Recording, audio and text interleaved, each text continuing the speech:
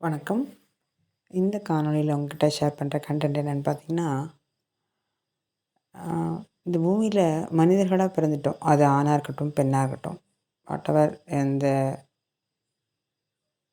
இந்த பூமியில வாழ்ற அனைத்து ஜீவராசிகளுக்கும். அதில் மனிதன் தானே ஸ்பெஷல். அதுவும் எந்த குறையும் இல்லாமல் இருக்கிற, அதுவும் பெண்களாக இருக்கிறது அதை விட ஸ்பெஷல். அப்படி தானே? ஆனால் நான் பார்த்த இந்த உலகம், எனக்கு அனுபவத்தில் வந்த இந்த உலகம், எனக்கு இந்த அறிவை மலர செய்த இந்த உலகம் ஈஸியாலாம் இந்த செயலுக்கு வர வைக்கல. ஏன்னா நான் ஈஸியாக இருந்ததை நான் தான் துன்பமாக்கிட்டேன். அப்போது நான் அந்த துன்பத்துலேருந்து வெளியே வர்றது ஒன்றும் ஈஸி கிடையாது தானே. இன்றைக்கி அந்த துன்பத்துலேருந்து வெளியே வந்தப்போ எப்படி பாதையை கடந்து வந்தோங்கிறதான் நான் என் அனுபவத்தை ஷேர் பண்ணுறேன். அப்போது எனக்கு குழந்தை பருவம் எப்படி இருந்துச்சு அப்படின்னா, இப்போ உண்மையை சொல்லணுன்னா, ஒரு ஞாபகத்தை எடுத்து தான் பேச வேண்டியதாக இருக்குது. இப்போ நான் பேசும்போது எனக்குள்ள வலிகளும் இல்லை, காயங்களும் இல்லை, வெறுப்பும் இல்லை, விருப்பம் இல்லை. அது நியூட்ரலில் நிற்கிது. அப்புறம் நான் இந்த பிரச்சனையை எடுத்து பேசும்போது எனக்குள்ளே இருந்து உணர்வு சொல்லுது, இதை சொன்னால் தான் நான் உங்களுக்கு அடுத்து என்ன சொல்ல வரேன்னு புரியுங்கிறதுனால நான் என்னோடய அந்த முன்னாடி நான் நான் எப்படி வாழ்ந்தேங்கிறத சொன்னால் தான் இப்போ நான் இப்படி இருக்கிறது புரியுங்கிறதுக்காண்டி சொல்ல வேண்டியதாக இருக்கா. அதனால் நான் அதை யோசித்து தான் பேச வேண்டியதாக இருக்குது.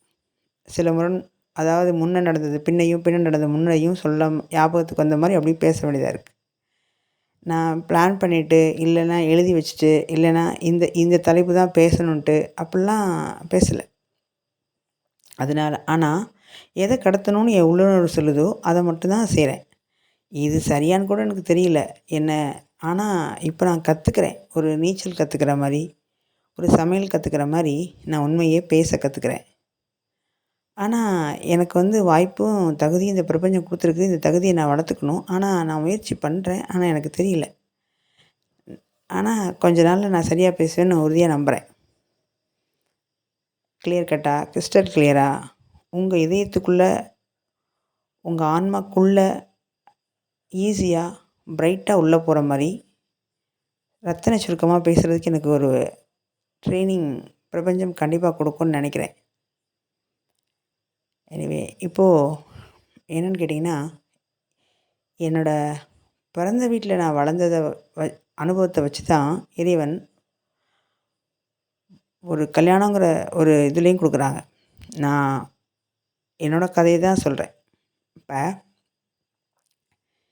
என் குடும்பத்தில் எனக்கு என்னென்னா, அந்த சொசைட்டி, இந்த குடும்பம் என்ன ஒரு கட்டமைக்கப்பட்டிருந்துச்சு இல்லையா, அதிலிருந்து நான் கற்றுக்கிட்ட பாடத்தை வச்சுட்டு நான் கல்யாணத்துக்குள்ளே வரும்போது, அந்த சமுதாயம் கல்யாணம்னு கொடுக்கும்போது அதுக்குள்ளே நான் என்ன நினச்சேன்னா,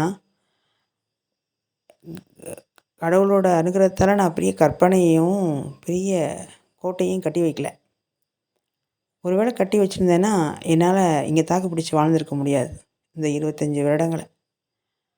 அதை விட என்னென்னா, நான் இந்த ஆண்கள், இந்த சமுதாயம், இந்த கட்டமைப்பு இதெல்லாம் இருக்குன்னு எப்படின்னு நான் தெரிஞ்சு வச்சுட்டு இந்த திருமணத்துக்குள்ளே குதிச்சிருந்தேனாலும் இங்கே நான் வாழ்ந்திருக்க முடியாது. அப்போது அந்த இயற்கையே, அந்த பிரபஞ்சமே, அந்த சூழலே, அந்த காலமே நமக்கு என்ன தெரியணுமோ அதை தான் தெரிய வைக்குது.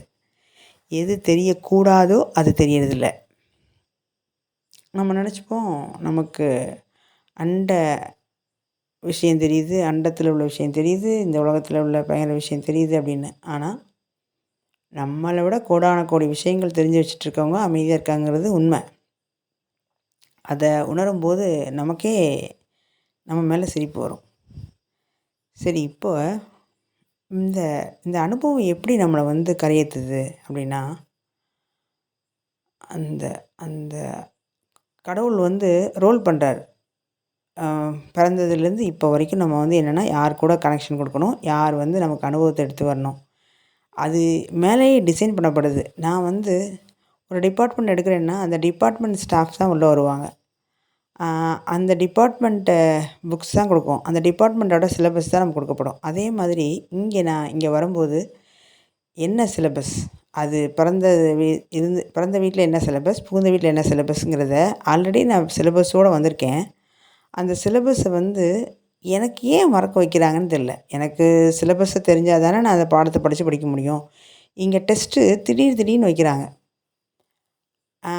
ஆன்சரை கொடுத்துட்டு கொஷின் கேட்குறாங்க, கொஷினை கொடுத்துட்டு ஆன்சர் கேட்குறாங்க. ஆனால் அதை எப்போ கேட்பாங்கன்னு சொல்ல மாட்டேங்கிறாங்க.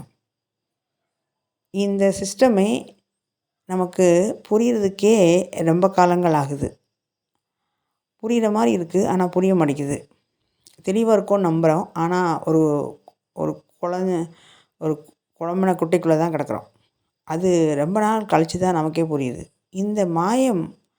இந்த மாயத்தை எப்படி நம்ம கழட்டுறது, இந்த முகமூடி எப்படி கழட்டுறங்கிறத இருக்குது. இந்த மாயத்துக்குள்ளே தான் இருக்கோம், அந்த முகமூடி தான் போட்டிருக்கோங்கிறதே நமக்கு தெரியாமல் நம்மளை காய் நகர்த்தி கொண்டு போயிடுது இந்த மனித பிறவி.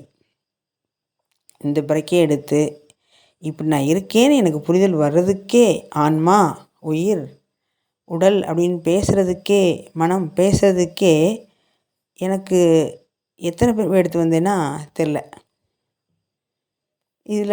இதில் என்னென்னா, இந்த மனிதன் என்ன புரிஞ்சுக்கிறோம் அப்படின்னா, நம்ம பெரிய பயங்கரமான ஆள். எனக்கு கூட கொஞ்சம் காலகட்டத்துக்கு முன்னாடி இப்படி இருந்துச்சு. என்ன ஒரு மனிதர்கள் கூட்டத்தில் நம்ம எப்படி தனியாக, எஸ்பெஷலி ஒரு கேர்ளாக, அதுவும் இவ்வளோ தைரியமாக, இவ்வளோ நாலேஜோடு, இவ்வளோ அறிவோடு, இவ்வளோ அன்போடு, இவ்வளோ கருணையோடு, பாசத்தோடு இருக்கேன் அப்படின்னு நான் நினச்சிக்குவேன் என்னையே. ஆனால் அது தவிடுபொடி ஆகி பாதத்தில் போட்டு என்னை அடித்து துவைக்கும் போது தான் தெரியும், ஐயோ ஒன்றுமில்ல தெரியாமல் சொல்லிட்டேன், ஐயோ போதும், ஓகே நான் தெரியாமல் சொல்லிட்டேன், அகங்காரம் வேணாம், சரண்டர் ஆகிக்கிறேன், என்னை புரிஞ்சுக்கிட்டேன், தயவுசெய்து என்னை இப்படி ஒரு கட்டத்தில் நான் சொன்னதை மன்னிச்சிருங்கன்னு சொல்லி கதற அளவுக்கு வச்சு செஞ்சிருச்சு இந்த இயற்கை. அப்போது என்னென்னா, இந்த சொசைட்டி என்னை எப்படி எதிர்கொண்டுச்சு அப்படின்னா, நான் சொசைட்டிங்கிறத தாண்டி எங்கள் வீடும் சரி, எனக்கு என்னை வளர விடாமல் என்னை பார்த்து கொஞ்சம் மனிதர்கள் இருப்பாங்க இல்லையா, அவங்க என் தைரியத்தை பார்த்து, என் திமிரை பார்த்து, என் கண்ணை பார்த்து பேசும்போது என் நேர்மை, என் உண்மை அவங்களுக்கு ரொம்ப ஹர்ட் பண்ணுச்சு அவங்களுக்குள்ள. அதுதான் நான் அவங்களுக்கு கொடுத்த அடிங்கிறதே எனக்கு புரியாமல் திரும்ப நான் அவங்கக்கிட்ட போய் நின்னேன். அப்போ என்னென்னா, என் உதவி எல்லாம் பயன்படுத்துவாங்க. ஆனால் நான் அவங்கக்கிட்ட போய் உதவினோ இல்லை அன்பு செலுத்துகிறாங்கல்ல, நாம் அன்பு செலுத்துகிற மாதிரி ஒரு கட்டத்தில் போய் நிற்கும்போது எட்டி உதைச்சிருவாங்க. ஸோ நான் திரும்ப இந்த எட்டி உதைச்சதோடு அந்த வலியெல்லாம் போக்கி என்னையே சால்வ் பண்ணிட்டு, ஓகே அவங்களையும் மன்னித்து என்னையும் நான் கொஞ்சம் தேத்திக்கிட்டு போய் நின்னா, அடுத்து என்னை புதுசாக பயன்படுத்துவாங்க. வேற ஒரு இதில் என்னை இப்படி பண்ணுறீங்கன்னு சொன்னால் கூட அவங்களால அதை புரிஞ்சிட்டு எனக்கு நல்லது செய்ய முடியாது. என்னை அடுத்ததில் பயன்படுத்தலாமா அப்படி தான் பார்த்தாங்க. அது ரொம்ப பெருசாக ஒன்றும் இல்லைங்க, என் குடும்பம் மட்டும்தான். அது என் குடும்பமே தான், வேறு யாருமே என்னை பயன்படுத்தவே இல்லை. என்னை உண்மையே சொல்லணுன்னா, அது என்ன ஒரு பெரிய விஷயம்னா, ஒரு 5 பேர் கூட பிறந்தேன் நான், ஒரு அப்பா அம்மா. இந்த சூழ்நிலைக்குள்ளே என்னை வாழ்க்கையில் ஒரு 25 வருஷமாக வச்சு செஞ்சிருமா? அதில் நான் பாதி நாள் வெளியில், பாதி நாள் உள்ள. அந்த வெளியில் தான் எனக்கு ப்ளஸ்ஸாக இருந்துச்சு, உள்ளே தான் மைனஸாக இருந்துச்சு. இந்த 2 சமநிலைப்படுத்திட்டே வந்துச்சு சொசைட்டி என்னை. அதில் எங்கள் அப்பா, எங்கள் அம்மா, என் தங்கச்சிகள், எங்கள் குடும்பங்கள், இவங்க தான் இந்த உலகம் எனக்கு கொடுத்த அடியை விட இந்த சொசைட்டி, நண்பர்கள் இவங்க கொடுத்த தைரியம், பலம் பேலன்ஸ் ஆகிக்கிட்டே வந்துச்சு. அந்த இறைவன் என்னை பேலன்ஸ் ஆகிக்கிட்டே வந்தான். அந்த பேலன்ஸ் ஆகிக்கிட்டே வரும்போது நான் நொடிச்சு கீழே விழும்போதெல்லாம் இயற்கை, அந்த நண்பர்கள், அந்த சூழ்நிலை, புறத்தன்மை அது என்னை தூக்கி நிறுத்திச்சு.